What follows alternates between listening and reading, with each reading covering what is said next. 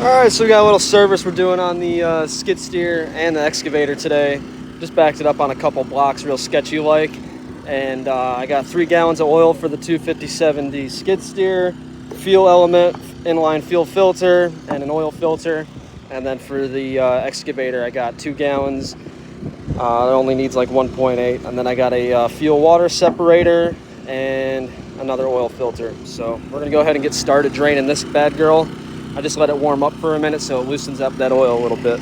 So I just used a 7/8 socket to open up the drain, and we got oil coming out, so I'm gonna go ahead and loosen that up before I make a mess and can't touch my phone anymore. All right, so we're just gonna grab this nut. It's gonna make a mess probably.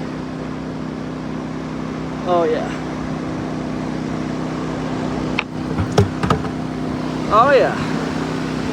Well, that nut's in the bucket. I'll have to fish it out later. Got the oil filter on this side back here by the battery. Already loosened it. Probably gonna make a mess here too. But hey, what you gonna do about it? Next step is to get the new filter in. Just take a little dab of some of that old oil. It ain't gonna hurt nobody. Just keep this gasket from pinching. We got the new oil filter in. I'm gonna go ahead and put this washer and nut back in, or bolt, and then we'll be good to go ahead and start filling her up with oil. All right, I got that drain plug tightened up. I got the filter put in. I'm good to go ahead and start filling it with oil, so I'm gonna crack open that fill and dump 3 gallons in and check the oil level as I'm doing so. Now, this is the 3rd jug of oil. I'm probably gonna use about half to 3/4 of it and then check the level, because there's probably some residual oil in there and I don't wanna overfill it. All right, I used about 2/3 of that jug. And you can see the oil level there just below that dot. So I'm gonna put another splash or so in there and then we'll be good to go. All right, I got that oil in there, a little bit of extra, and it's right on the money where we want it. So now my goal is to start the machine, let it cycle, and we're gonna check that oil level again.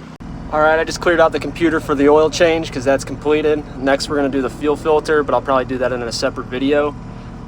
Just gonna let this cycle for another minute, and we'll kill it, and then we'll check the oil level. So I just did that little cycle. You can see I'm a tad low. I'm gonna throw another splash in there and we'll be good to go. Reason being is that oil filter was empty, so that's probably where the rest of that oil went. So just a little splash, and then I'm gonna start the fuel filters, and we'll have this on a separate video if you're interested. So all right, that does it. I ended up using all 3 jugs right down to the bottom of it, and I'll check oil level one last time. Perfect.